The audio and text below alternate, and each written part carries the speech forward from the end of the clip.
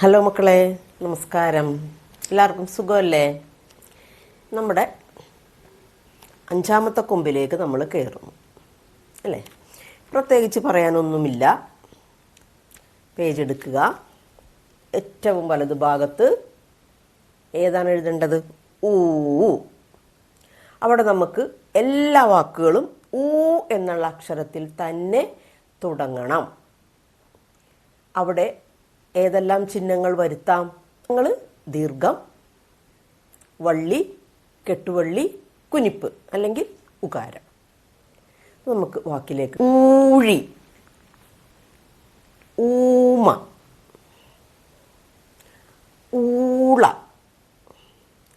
ഊളി, ഊളിയിടൽ, ഊളിയിടുക, ഊത്തൽ, ഊതി, ഊതുക, ഊണായി, ഊണായാൽ, ഊഹമായി, ഊഹമായാൽ, ഊടായാൽ.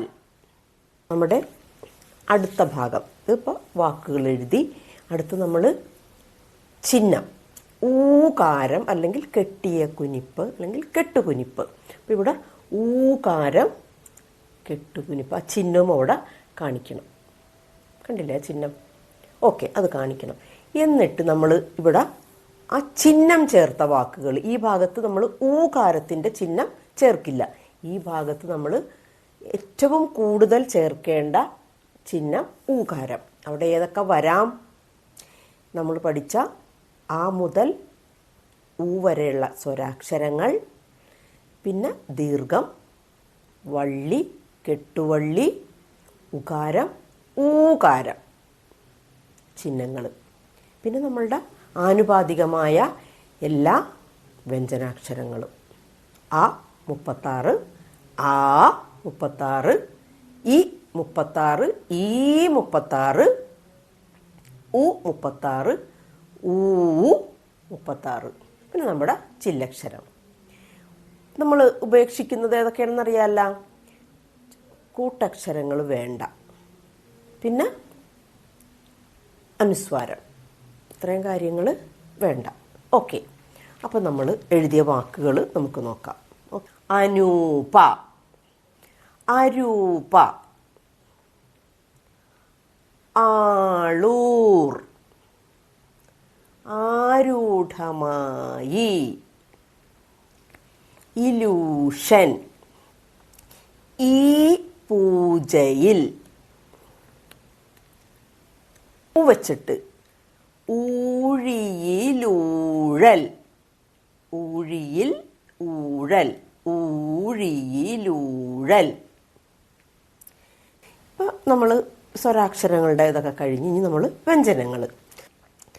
കൂര, കൂട, കൂവ, കൂവി, ഗൂഗിൾ, ചൂര, ചൂരൽ, ചൂടൽ, ചൂടി, ജൂൾ, ജൂഡി, ജൂതൻ, ടൂർ, തൂവ, തൂവൽ, തൂവി, തൂൺ, ദൂതൻ, ദൂതർ, ധൂളി, നൂൽ, നൂതനമായ, നൂതനമായി, നൂതന രീതി, പൂജ, പൂണൂൽ, ബലൂൺ, ഭൂമി, മൂക, മൂകൻ, മൂഢ, മൂഢൻ, മൂല, മൂശ, മൂളൽ, മൂളി, യൂറിയ, യൂറിനറി, രൂപ, രൂപൻ, ലൂസി, വൂളാർ, ശൂരൻ, ഷൂ, സൂസൻ, സൂസി, ഹൂറി, റൂമാൽ. അപ്പം നമ്മൾ വ്യഞ്ജനാക്ഷരങ്ങൾ 36 കവർ ചെയ്ത് ഇനി നമ്മൾ അടുത്തത് ഇടത്ത് പേജിൽ വാചകങ്ങൾ. ഓക്കെ, നമുക്ക് തുടങ്ങാം. ഓക്കെ, ആദ്യം നമുക്കൊരു പാട്ട്, ഒരു ചെറിയ പാട്ട്. കുഴലൂതിയൂതി കുയിലുകൾ പാടി. കുയിലുകൾ എങ്ങനെയാണ് പാടിയത്?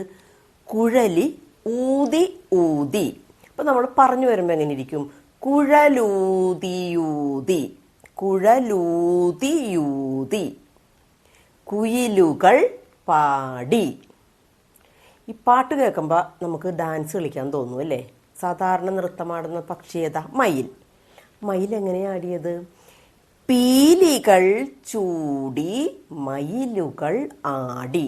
പീലികൾ ചൂടി ചൂടി എന്ന് എഴുതാൻ പറ്റില്ല. അപ്പോൾ അവിടെ ഒരു കൂട്ടക്ഷരത്തിൻ്റെ ഒരു ആവശ്യം വരും. അപ്പം നമ്മൾ നമ്മളുടെ നിബന്ധനയിൽ നിർത്താൻ നമുക്ക് തൽക്കാലം ഒരു ചൂടി എഴുതിയാൽ മതി.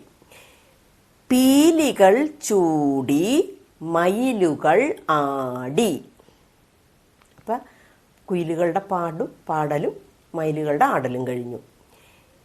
കുഴലൂതിയൂതി കുയിലുകൾ പാടി. പീലികൾ ചൂടി മയിലുകൾ ആടി. ചെറിയൊരു പാട്ട് എഴുതാൻ പറ്റൂലേ? ഇങ്ങനെ എഴുതി എഴുതി പഠിക്കണം കേട്ടോ.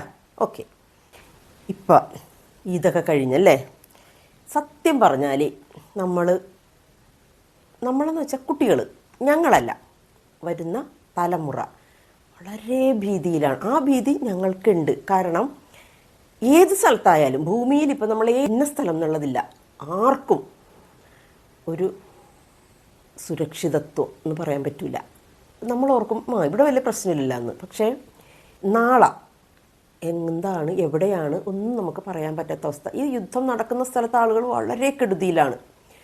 അത് ആർക്കും വരാണ്ടിരിക്കാൻ ആരെ ശ്രദ്ധിക്കേണ്ടത്? നമ്മൾ തന്നെ അല്ലേ, മനുഷ്യർ. അപ്പം അതിൻ്റെ ഒരു ഓർമ്മക്കായിട്ട് അതിൻ്റെ ഒരു ചിന്ത വന്നപ്പോൾ ടീച്ചർ ഉണ്ടാക്കിയതാണ്.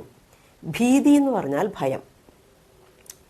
ഭീതി തൻ നിഴലിൽ ഭൂമിയിലായവരിൽ എല്ലാവരും അല്ലേ ഭീതിയുടെ നിഴലിലാണ്. ഭൂമി എന്താണെന്നറിയാമല്ല, നമ്മൾ താമസിക്കുന്ന സ്ഥലമാണ്. ദിവസം നമ്മൾ ഉലകെന്നെഴുതി അല്ലേ? ഉലകിൽ. ഭൂമി അല്ലെങ്കിൽ ഊഴി, ധര, ഇതൊക്കെ ഭൂമി എന്നുള്ള വാക്കിന് പകരം നമ്മൾ കൊടുക്കുന്ന പല പല സന്ദർഭങ്ങളിലായിട്ട് നമ്മൾ കൊടുക്കുന്ന പദങ്ങളാണ്. അപ്പം ഭീതി തൻ നിഴലിൽ ഭൂമിയിലായവരിൽ ആരാണധിപൻ? ഒരു ചോദ്യം. അടുത്ത ചോദ്യം. ഭീതി തൻ നിഴലിൽ ഭൂമിയിലായവരിൽ ആരാണു പീഡകൻ? ഭീതി തൻ നിഴലിൽ ഭൂമിയിലായവരിൽ ആരാണു പീഡിതൻ? അധിപനുണ്ട്, പീഡകനുണ്ട്, പീഡിതനുണ്ട്. പീഡകൻ എന്ന് പറഞ്ഞാൽ മറ്റുള്ളവരെ പീഡിപ്പിക്കുന്ന ആൾ. പീഡിതൻ എന്ന് പറഞ്ഞാൽ പീഡനമേൽക്കുന്ന ആൾ. അധിപൻ എന്ന് പറഞ്ഞാൽ എല്ലാത്തിനും മേൽക്കോയ്മ ഉള്ള അധികാരമുള്ള ആൾ അല്ലേ? ഇതെല്ലാം ആരാണെന്നാണ് ചോദ്യം. ആരാ? മാനവരാണിവർ. മാനവർ നമ്മൾ തന്നെ. മനുഷ്യർന്ന് ഇപ്പം നമുക്ക് എഴുതാൻ പറ്റില്ലല്ലോ. അല്ലാണ്ട് അന്യഗ്രഹത്തിൽ നിന്ന് വരുന്ന ജീവികളെ കൊണ്ടാണോ നമുക്ക് പ്രശ്നം? അല്ല, നമ്മളെ കൊണ്ട് തന്നെയാണ് നമുക്ക് പ്രശ്നം അല്ലേ? അപ്പോൾ മാനവരാണിവർ, മാനവർ. നമുക്ക് ഈ ഡ്രോയിങ് സെൻറ്റൻസ് ആണ് സാധാരണ ചിഹ്നങ്ങൾ ഉറപ്പിക്കാനായിട്ട് സ്കൂളുകളിൽ മലയാളത്തിളക്കം പോലത്തെ പരിപാടികളിലൊക്കെ ഉപയോഗിക്കുന്നത്. അപ്പം ഞാനിപ്പോൾ 3 ഡ്രോയിങ് സെൻറ്റൻസ് തരും. അതിൻ്റെ അകത്ത് നമുക്ക് ചിഹ്നങ്ങളെല്ലാം നമ്മൾ പഠിച്ച എല്ലാ ചിഹ്നങ്ങളും ഉൾക്കൊള്ളിക്കണം. അപ്പോൾ വരികളുടെ എണ്ണം കൂടും. പക്ഷേ മിനിമം വരികളിലേക്കാക്കി ചുരുക്കി എഴുതാൻ നമ്മൾ പ്രാക്ടീസ് ചെയ്യണം. അപ്പോൾ ആദ്യം നമുക്ക് വലിയ വരി എഴുതാം, അതിനുശേഷം നമുക്ക് ചെറുതെഴുതാം. ആദ്യം നമുക്ക് 5 വരി എടുക്കാം, എന്നിട്ട് നമുക്ക് കുറച്ച് കുറച്ച് കൊണ്ടുവരാൻ നോക്കാം. ഓക്കെ, ആദ്യത്തെ വരി നൽകി. എന്താ നൽകിയത്? സൂചന നൽകി. സൂചന നൽകി. എന്തിനുള്ള സൂചന? വരാൻ സൂചന നൽകി. വരാൻ സൂചന നൽകി. എവിടെ വരാൻ? പീടികയിൽ വരാൻ സൂചന നൽകി. പീടികയിൽ വരാൻ സൂചന നൽകി. ഇവിടെ നമുക്ക് നഷ്ടപ്പെട്ട ചിഹ്നം ഏതാണെന്ന് പറയാമോ? ആയുണ്ട്, ആയുണ്ട്, ഈയുണ്ട്, ഈയുണ്ട്, ഊവുണ്ട്. ഊവുണ്ട? ഇല്ല. അപ്പോൾ നമ്മൾ എന്ത് ചെയ്യണം? ഉ ശബ്ദമുള്ള ഒരു പേര്. സുമ. സുമ പീടികയിൽ വരാൻ സൂചന നൽകി. ഓക്കെ, അതിനേലും കുറച്ച് നോക്കിയിട്ട് നോക്കാം എല്ലാ ചിഹ്നവും പറ്റുവാന്ന്. കയറി. മുറിയിൽ കയറി. ഏത് മുറിയിലാണ് കയറിയത്? പൂജാമുറിയിൽ കയറി. പൂജാമുറിയിൽ. ഇപ്പം നമുക്ക് ഈ വന്നു, ആ ശബ്ദം വന്നു, ഊ വന്നു അല്ലേ? ആ വന്നു, ഊ വന്നു. വിട്ടുപോയത് ഏതാ? ഈ വന്നോ? ഈ ഇല്ല. അപ്പം നമ്മൾ എന്ത് ചെയ്യണം? നമ്മളുടെ പേര് സെലക്ട് ചെയ്യുമ്പോൾ ഈ ശബ്ദമുള്ളത് എടുക്കുക. ദീപ പൂജാമുറിയിൽ കയറി. ഇവിടെ നമുക്ക് എത്ര വരികൾ വന്നു? 4 വരികളെ വന്നുള്ളൂ അല്ലേ? അടുത്തത് ചൂടി. ചൂടി. കുട ചൂടി. എന്താ ചൂടിയത്? കുട ചൂടി.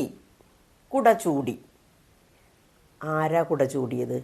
മീനാകുമാരി കുട ചൂടി. മീനാകുമാരി. ഇവിടെ നോക്കിയേ, 3 വരികൾ വന്നു. ചിഹ്നങ്ങളെല്ലാം ആയോ നോക്കിയേ? ആ ശബ്ദമുണ്ട്, ആ ശബ്ദമുണ്ട്. മീനാകുമാരി ആ ശബ്ദമുണ്ട്. കുട ഊവുണ്ട്. ഈയ ചൂടി ഈ വന്നു. ഈ മീനാകുമാരി ഈ വന്നു. ഊ ചൂടി. എല്ലാം 3 വരിയിൽ എല്ലാം വന്നു അല്ലേ? ഓക്കെ, വരി. അങ്ങനെ നമ്മൾ ചിഹ്നങ്ങളെല്ലാം കൃത്യമായിട്ടുണ്ടോ എന്ന് ചെക്ക് ചെയ്തിട്ട് നമ്മളുടെ മനസ്സിൽ നിന്നും കൂടി എടുത്ത് ഇടുമ്പോൾ ചിഹ്നങ്ങളെല്ലാം ഉറക്കും. ഇങ്ങനെ എഴുതി എഴുതി എഴുതി നിങ്ങൾക്ക് ചിഹ്നം ഉറപ്പിക്കാൻ പറ്റും കേട്ടോ. അപ്പോൾ അടുത്ത ദിവസം ഇത് നമ്മുടെ 7ാമത്തെ ക്ലാസ്. 6ാമത്തെ അക്ഷരം ചിഹ്നം, 5ാമത്തെ ചിഹ്നം. അടുത്ത ദിവസം നമുക്ക് അടുത്ത ദിവസം ക്ലാസ് എടുക്കാം കേട്ടോ. ഓക്കെ, നമസ്കാരം.